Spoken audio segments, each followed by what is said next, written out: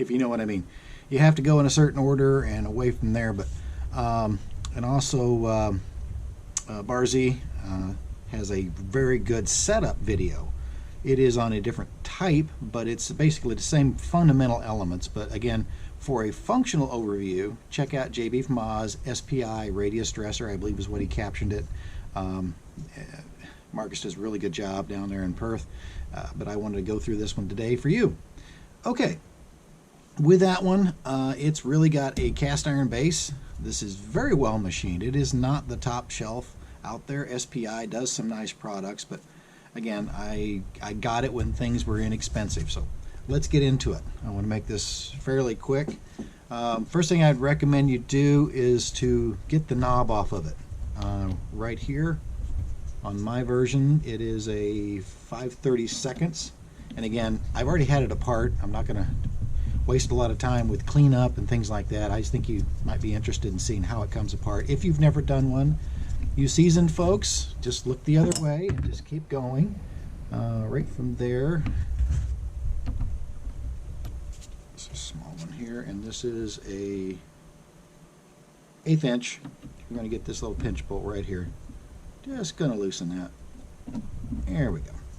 So right here, you actually have a flat boss. You can see that it's been reefed on. Maybe you can't see it with me with my finger in the way. But basically there is a clamping screw set in there. There is another interesting functional right here. Won't fall apart. This screw right here is so you can engage the tangent function full time. All you need to do is you tighten this one up, and there is a roll pin inside. I know. Dan grabs the ratchet again. Well, when you're trained as a mechanic. Okay, you see where it pushes that pin out? That is going to push against this and actually pull that out and engage it into the tangent function full time. So if you're just sitting there doing tangent functions, you don't need to sit and hold the knob pulled out. Okay, got that apart. This is a, I'm going to call it a sleeve on here. It's threaded. It has a set screw. It's what establishes the in play and how tight you want it to be. Just okay. What are the odds of not one but two SD cards full? Okay, picking up where we dropped off. This threaded section right here is what is going to basically establish everything for everything. Appears to be 2 set screws if you want to use them. Within that one, the housing itself, very gently separate it out. Okay, there you are. Within that, you have a base housing. Pretty much nothing going on.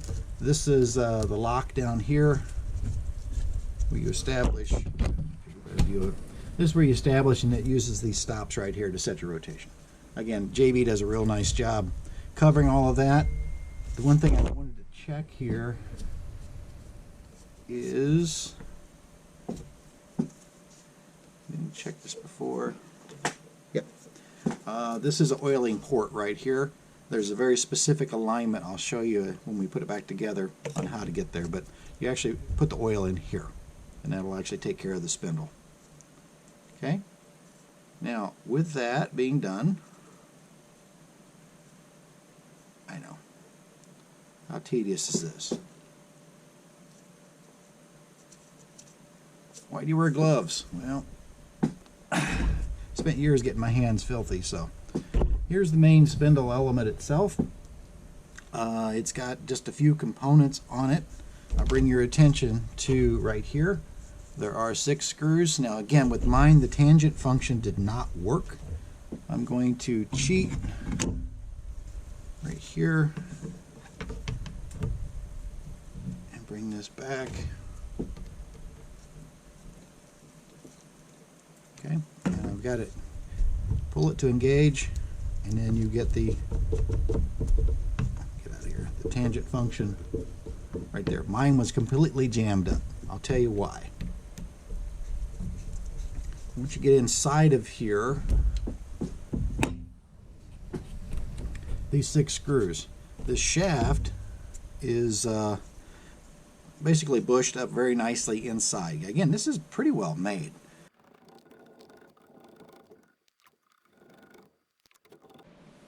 Okay, returning back to real time. Now, on this one, having been a trans tech in my previous life, automatic center punch works out really well. Make yourself a little witness mark of where you can do it. So you can establish just a little one that's not on a surface or anything like that, and then have a corresponding mark as well. Okay, I already have mine, you just can't see it. Hold on one second, you gotta take these nuts off of here. Oversight.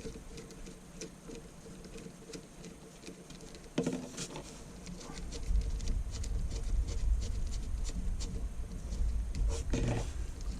There's a washer on these little studs that's actually clamping on that one. So, okay, now a couple of things are happening right now. One, these adjusting stops are going to fall out on you. Okay. Second part is you're going to actually wind up with this little pinion. And the pinion itself goes inside the housing, but wait, there's more.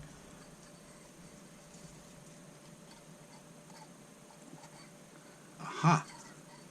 As you come out, and this thing has been basically sprayed with a quick wax. It's not filthy. It's just a wax on the metal itself.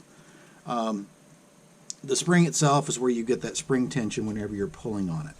So other than that, the housing itself, that's it. So that's apart.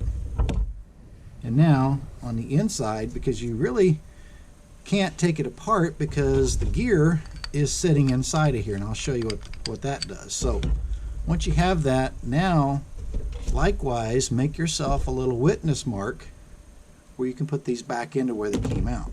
Okay, I don't know where this has been, so I'm just doing the best I can with what I've got. Okay, so we have that, the two halves right here. This is the tangent function. It's going to slide off of these dovetails, and be careful, and there you go. Okay, now most notably, there are inside this bore, you can see that really well. Let me change my lighting here. Inside the bore there are 4 little stops inside of there. Those are coming from these outside screws. There are 4 of them. Do not reef down on these because the previous owner did. They snugged them up and they caused some burrs. And the burrs occurred right here on this inner surface. So when I went to reinstall it, I had to basically file those off gently with a little jeweler file to get this to go back together again. So we have that part out, we have the pinion out, we have the 2 dovetails separated. Okay, set these to one side. Cardboard and some shipping tape makes a nice surface for all of this stuff because it is greasy and gooey and everything else. Okay, we're going to set that to one side. Likewise that one, and we'll set the pinion. Okay, so now you're into the main unit right itself. I got to work on this pin just a little bit. It's a little stiffer than what I would like, but it is the one where you basically set your convex or your concave adjustment. You set a gauge block inside of here in between these pins, and then let the pin come down.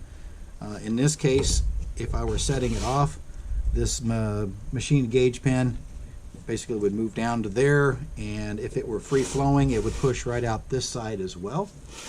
Otherwise you would set this up depending on which way you were going. Decide which way you're going, you would come in and you would establish a gauge block to set the radius, and you would set it right here. Good. Okay, from that one we have that direction. We're going to go ahead and slide this off. There's something important I need to show you. Okay, before I do that, I also need to loosen this set screw right here. Okay, now things will loosen up a little bit. It actually, don't let it fall. Make sure you have a surface where you can work from. Right here, it's a small pin. You can see that in the light, maybe right there. You'll see it right there. And that is actually set up as basically functioning like a gib or a lock in this situation. The dovetails are very well machined. It's like I said, it's really well done. but this sets up like a gib. So let me tighten this screw, then we'll show you why. Okay, if you watch that one, you can see that up close. I'll give you an angle of that one. Okay, hopefully you can see it. As I tighten this set screw, it pushes that out. Doesn't take much, because again, this is well machined. But as you push it back in, loosen it, it's going to basically allow it to go. So, okay. So there's that. How does it do that? Well, if you come in here, take this screw out right here, okay, and then take your pick right here. You can actually push that all the way through.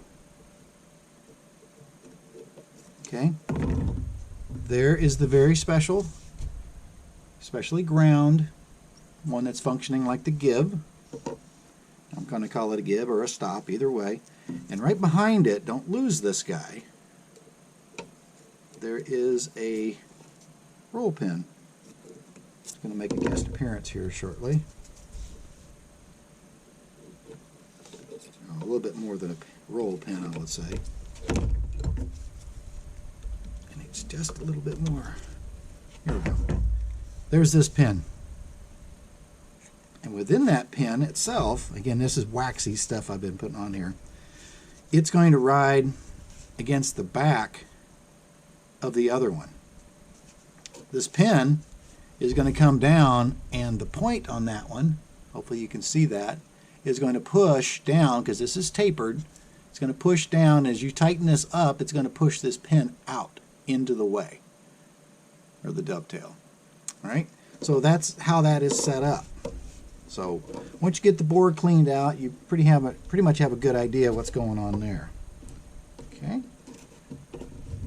There really isn't a lot else in here. Yeah, there's something I need to show you. I didn't take them out because you can get to them from here, but there are two bearing or ball bearings inside of here. They sit right underneath these two pins, or these set screws right here. So from that one, I'm going to loosen these. In other words, I'm trying to warn you, don't lose these things. Okay, there's that one. There's that one.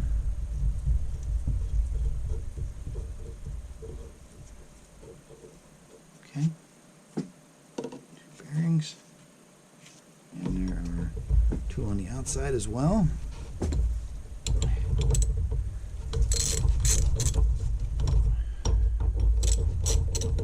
Okay, so 4 in total. I only played with the first two the first time around because they actually were setting and not causing any trouble. Okay, so now inside these bores there are 4 ball bearings. Okay, I'm going to come in from this side right here, and if you look inside the slot right here, you're going to be able to be pushed out.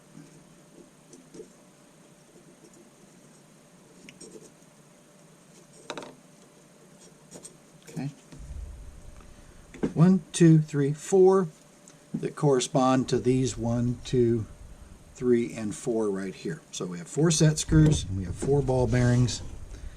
Now, we've got it scattered all over the bench, Dan. Let's talk about what happened. Somewhere, whenever these things say oil, that doesn't mean grease. So what had happened is somewhere in the, I don't know how many years between this being new and not new, somebody got inside of here and went grease happy. Like a lot. This was fully packed. Okay, that probably wasn't a really horrible idea, but consider the environment this is in. Grinding dust everywhere.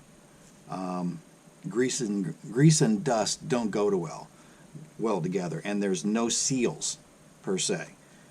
So from that, inside of here they had everything greased. And what happens to grease over time, especially something like this which has a very limited duty cycle, is this entire shaft. I've cleaned it up here, but everywhere inside of this shaft that it was making contact, that grease dried. And essentially, this is supposed to turn very, very freely. It was jammed. It wouldn't slide. It wouldn't turn. It was just a hot mess. So from that one, got it apart, cleaned it up, cleaned the bore.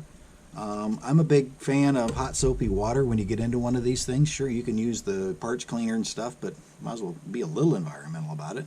Hot soapy water cleans that out, and then immediately, before you ever get too far, I do love my fluid film. One, it helps displace the water just like WD-40, but it also leaves a waxy coating in case I get pulled away for something. I won't have flash rusting.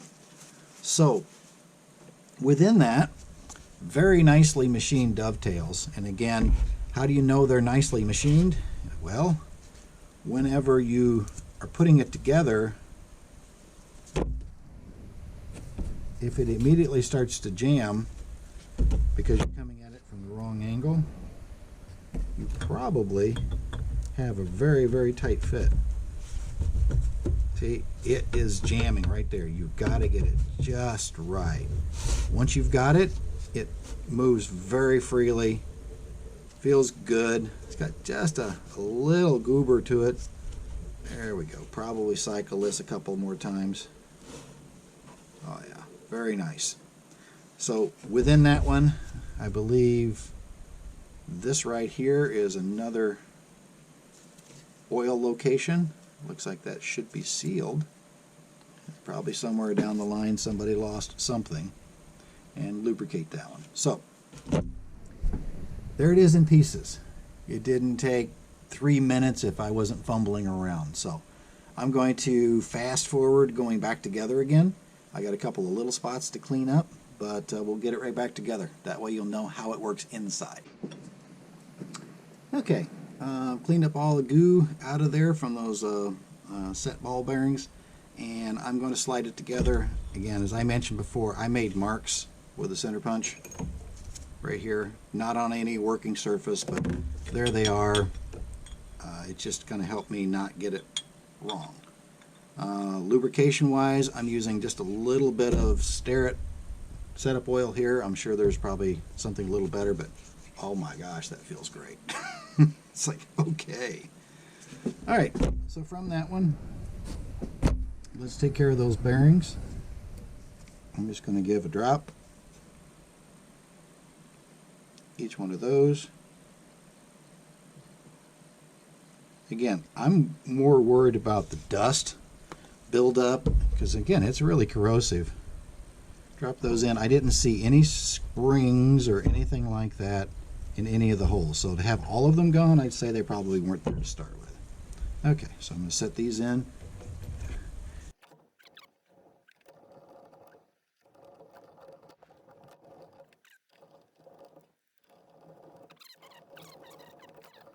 Okay, got that. Now, the other one that we talked about. That. Right here. Give it a wipe.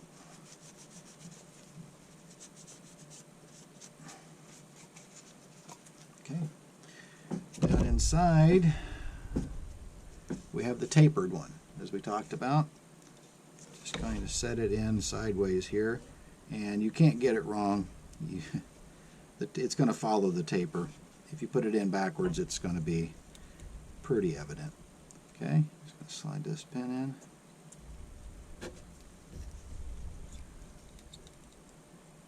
Okay, once you have it there, you can kind of feel that interaction. And then have the wedge shaped set screw down, and again, it's going to catch the edge of that pin, and you'll be able to just run that back and forth. There we go.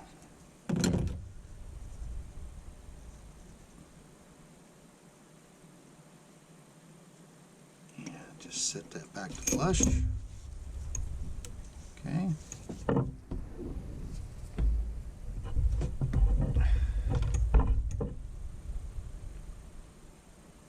just a little. The oil should basically not hold that grease.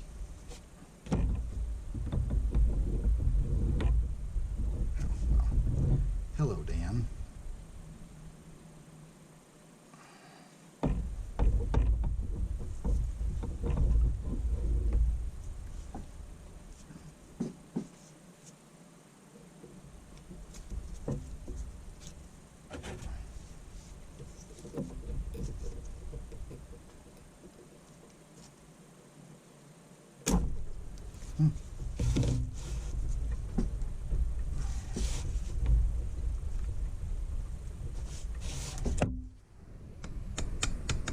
We'll work on that one later when you guys are all gone.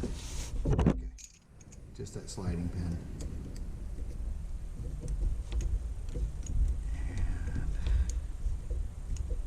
And as it has it,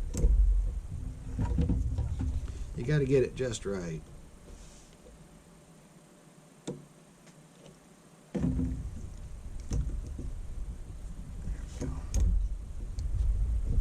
Tighten that, that's going to lock it. Okay, so it moves freely now, and you snug that, it's going to lock into position for wherever you set your height. Okay, all right, I'm just going to snug it. Okay, that part's done. Okay, ta-da. So within the housing itself, we have the pinion here, then we have the rack, it's running off of a rack, and then we have the spring. So it's pretty straightforward from here. Load the spring on. Again, I don't want a lot of grease in this thing. Definitely don't. Okay, just a little bit there. Oil. Surfaces.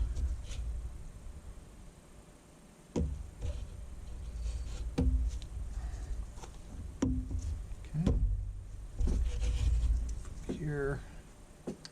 Now, using gloves, it looks like it's really nasty. No, it's not. It's actually very clean on the inside. Okay, so going back to this one, I had an SD card read error. I'm going to line up those right there. There is spring tension you're going to have to overcome. It will seat in there. Whoop, don't bump the camera. Okay, on these, there is a little small washer, little lock washer.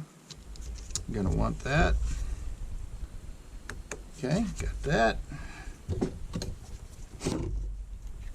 Start this one.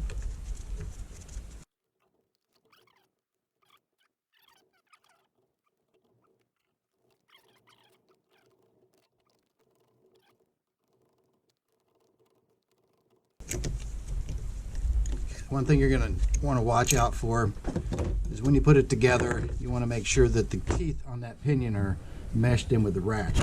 Whoop, that worked out well.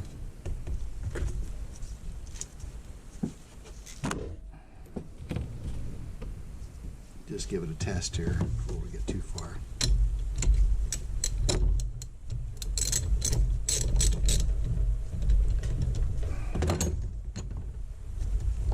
Okay. Let's take it, smooth operation. Okay, the tangent function works good. It locks on center. Back this out. I wanted to do it before I put it into the bore for obvious reasons. Better to find out now that you've misassembled it. Looks okay, looks okay.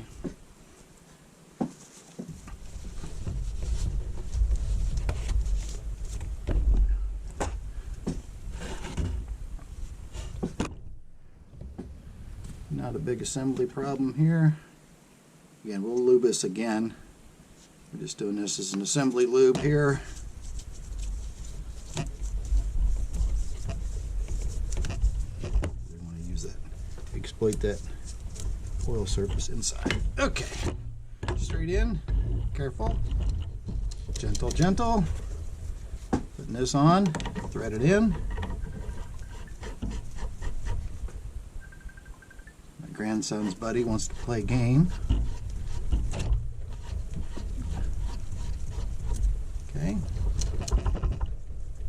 and you're going to set this. Okay, so we have that. Have rotation. And once you lock this down, it's going to rotate with the assembly. So if you see it kind of tightening up there, that's what that's about. Okay, and we'll set that backlash right about there.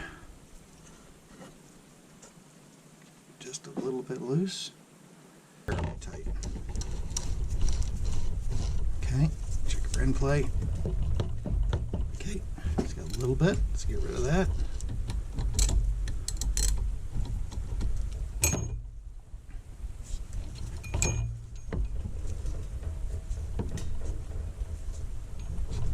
About there.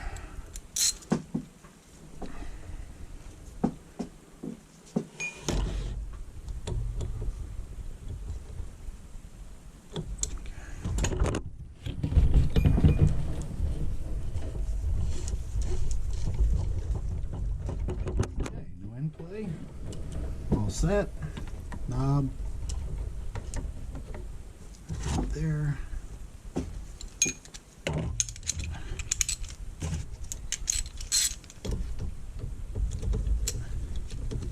Apologize if you see any wispy hair. Indiana, the golden retriever, is right next here, and anybody that's had a golden retriever in their life knows they have the most wispy, ghosty hair. All right, that's where we wanted to be from the start. The elements we have to put on yet are these nuts right here, and then go back in now that it's fully assembled, and around this radius there's those 4 small ones. So other than that, the other thing we want to line up here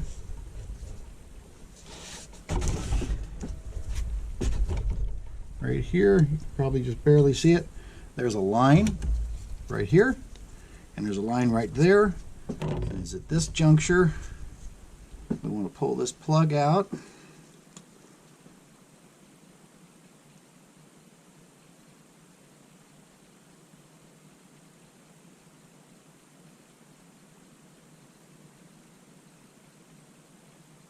There we go, just a little bit. Oil down inside. And again, compared to where it was, this thing is magnificent at this juncture. Okay. Absolutely no binding. I mean, this is a very nicely machined component, so I think we're in great shape. But the grease that was the main root cause of most of the issues. Oh yeah, it turns great. Tangent function works great. All right. We are back in position. Okay, this one doesn't have, some of them have like a full 60, 30 degrees. This has like 5. Yep. And again, if you want to see how to operate it, check out Shadow HKW, I believe, which is bar Z. It does a real nice job showing the setup blocks, doing that. Marcus talks more about the functional features on his. That's JB from Oz, and in this one I just wanted to show you the internal guts to the thing because I couldn't find it anywhere. So from that one, this is Dan from the House of Broken Dobbs Things. Going to keep it short. Oh, finally, keep it short, Dan. And just kind of share this one because somebody might be looking for the information, and if they can't find it, I mean, it might be a little tough to get. So from that one, this is Dan. Thanking you for stopping in, and then we will get back to the shaper. But because I was here, I figured I'd go ahead and put this up and have it out there. And half the stuff I do, I'm not looking for a huge viewership or anything like that. I'm certainly never going to make a nickel at YouTube, and that's perfectly okay with me. Because with that comes strings. I don't need strings. All right. From that one, and these nuts here, by the way, you just thread those on and lock them into position. All right, so this is Dan signing off, and we'll get back to the shaper next. Thanks for watching.